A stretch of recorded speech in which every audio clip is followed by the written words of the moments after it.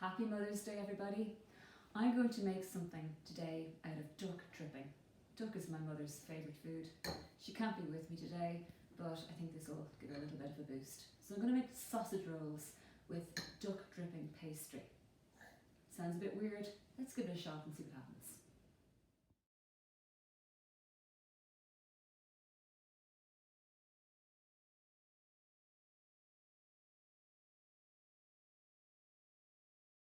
So I'm going to use some fresh chives from the garden.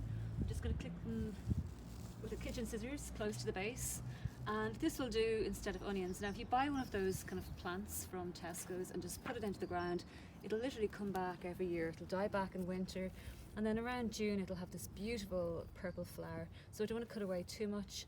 I'm also going to just get a little bit of fresh thyme. Again, this is a plant from Tesco's or from Lidl, and I just put it into the ground and it comes back every year. Although you see a beautiful white flower here, really this plant here is wild garlic, and it's great for just stopping weeds from coming up, but it comes back bigger and bigger every year. The bulbs increase in size, but it actually is quite nice for a pesto, or you can use this instead of scallions. So I'm just going to pull it up from the root using a trowel.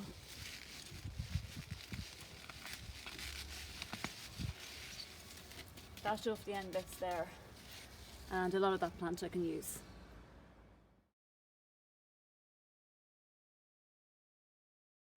So I've taken the outer part of the garlic off and I've washed any muck away, and I can really use the whole thing. There's a bit that's going to come into flour.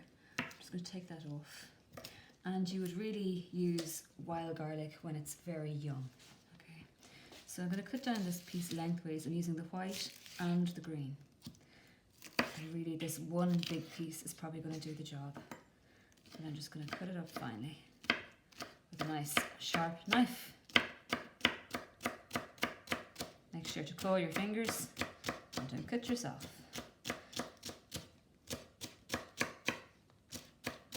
Incorporate the chives, I just snip them all with kitchen scissors. So the thyme, I'm just going to take the bits off, try to kind of pull it back like that off the stalks so you don't get the stalks in, but some of them may go in and it's not going to be the end of the world.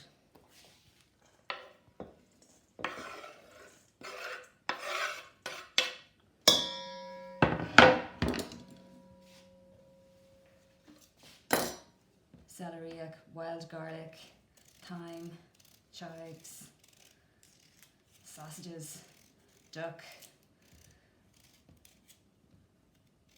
unusual things and normal things combined. With the celeriac, I'm just going to get a big coarse grater.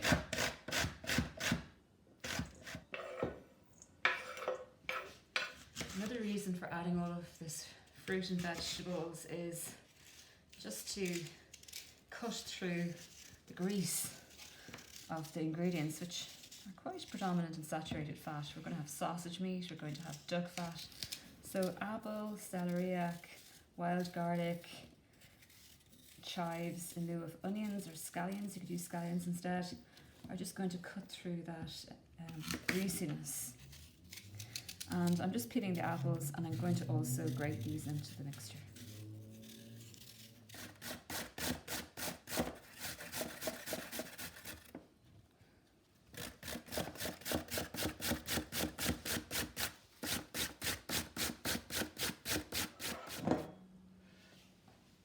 So I'm putting an egg into the mixture, and I'm also going to maybe just wipe my hands after having that egg. Okay, that's my hand towel down here.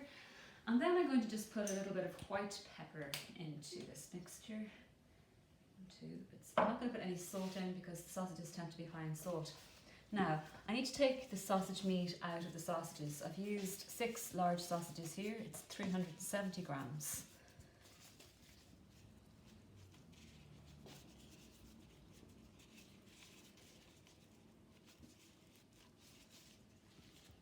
A little bit behind. So I've got my sausage meat, my egg, my celeriac, apple, which is going a little bit brown, and my herbs and garlic. And I'm just going to use my hands to bring that all together smell the lovely fragrant spring herbs and the sweetness of the apple going on. I'm going to get a plate to cover it up, and I'm going to dispose of those rubber gloves immediately. You can't use them again, you just throw them straight into the bin. So in this video you're going to see why butter is the best thing for making pastry. I'm going to get 200 grams of flour, plain flour, sip into a bowl. Into that, I'm going to add 100 grams of butter. I'm going to just break it up with the back of a knife a few times into the bowl.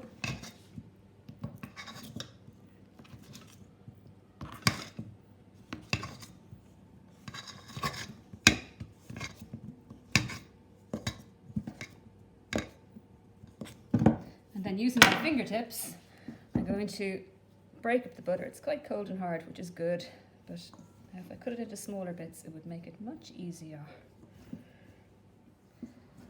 So again, I'm just breaking up the big bits of butter, tossing them around the flour, which tends to go to the very, very bottom of the dish.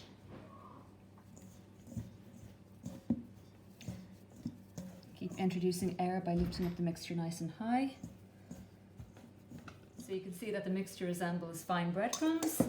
It's not over mixed in, and there's still some tiny little lumps of butter, but it's better to leave them there than to have them all melted in. Then I'm going to get some cold water, make a well in the center of the mixture. I'm going to put in just about a tablespoon, 2 tablespoons, a good bit to begin with, and I'm just going to go forward and back with a round bladed butter knife. Now I'm not mixing the whole thing at the one time. And what I do is I pretend there's 2 sides to the pastry. There's the dry side and the wet side. And the wet side is what I work with first, just going forward and back. And then normally at this stage, when it starts to come together, I can lightly use my fingers and just my fingertips lightly just toss it around and bring together. It's like as if you're making 2 pastries here. Bring the dry bits into the wet part. Okay. Yeah, and then I have to ask myself, is this moist enough to incorporate the rest without it getting too soggy? And it probably actually is. Maybe a bit, tiny bit on the dry side maybe. Yeah, I like that. I like this one here. So for this end bit, I'm just going to add a drop of water, maybe 2 drops, that should be fine. And then bring it together. And this is probably the best way to, that's how you know it's a good pastry, and it brings the side of the bowl clean. Okay, as soon as I have that done, put that down, get my flour dredger, just the surface, give it a light knead until it comes together nice and smooth. And then I leave that in the pastry, in the fridge to rest. One direction only, rotating in between sides. And I'm going to make a nice oblong shape for this. Just making sure it doesn't stick to the surface and keeping it in a kind of as much a rectangle shape as I can. So the end bits tend to be a bit skinnier. Work away and back. Try to keep an even pressure. Try not to tear the pastry. So nice even pressure, nice and long like that. A bit of dust in between sides. Okay. And I'm just going to roll that out a little bit more there and a little bit there. And I have to kind of say to myself, is this enough pastry to wrap around all of the sausage rolls and all the filling I have? I have quite a lot of filling because I've added other ingredients into it. Will that work? Nearly stuck. So you have to be careful, especially when you're working fast. Okay, so after I do that, I'm kind of happy with the shape of this. It's kind of like almost 2 A4 pages. Just going to get a butter knife, run along the side like that, and separate these 2. Okay. Now they are very, very patchy and uneven, so there's a way around that to salvage those materials. Just trim off a little bit, add it into that little side there. Trim off here. There. Okay. And we can disguise this by keeping those little rough parts on the inside. Sausage meat, I've put it along the middle. I've made sure that it's not too much sausage meat that it will all open up. I want there to be a little bit of an overlap when I fold one over on the other. So I'm going to get the uneven, jagged part, and I'm going to bring that over first. So the uneven, jagged part first. You can see that on both sides. And these are the sides that have all the loose, uneven bits. Okay, and then I'm going to just get my glaze and I'm going to just rub it at the top there. Okay, and that's to make sure that the other side sticks down. Not too much, or you'll have scrambled eggs cooked into your pastry. Now, then I just put this over here, bring it over, make sure it's stuck down. Might do a little bit of reshaping. Same with this one as well. Maybe a bit too much sausage meat just at that patch there. Okay. Bring them all across and that's stuck in. Okay. So you can just kind of lift it up. You can make sure they're nicely even both sides. And then what I do is I cut these into nice little diagonal bits. Like this. Just light diagonal bits.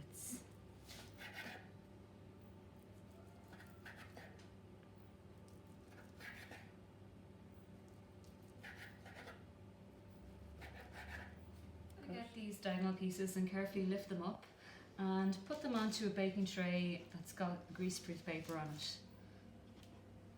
Just space them out a little bit. If you even have jagged bits like that, you can cook them as well. You just put those at the bottom of your dish where no one can see them. The thing about the greaseproof paper is you don't need to oil it or grease it. That's why it's called greaseproof. Those little bits at the end, I cook them as well. Someone will eat them. And then we just get our glaze. Just go on top like this. This will give it a nice golden brown colour.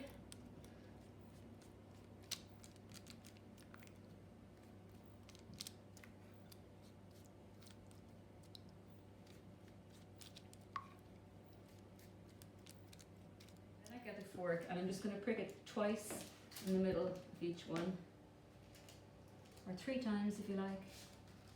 Maybe with this length we'll go for 3 and a few of them we'll see afterwards what worked.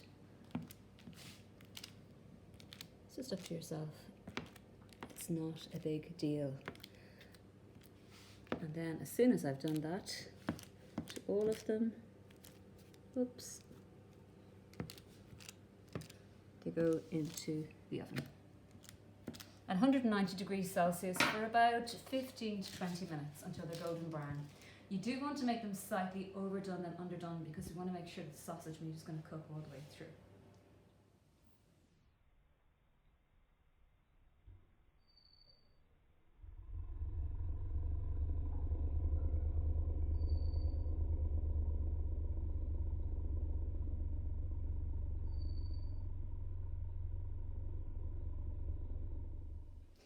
So here they are. They're nicely golden brown and I must say they taste delicious. The predominant flavours are the celeriac, apple and pork, and the garlic is just like a hint going through the whole lot.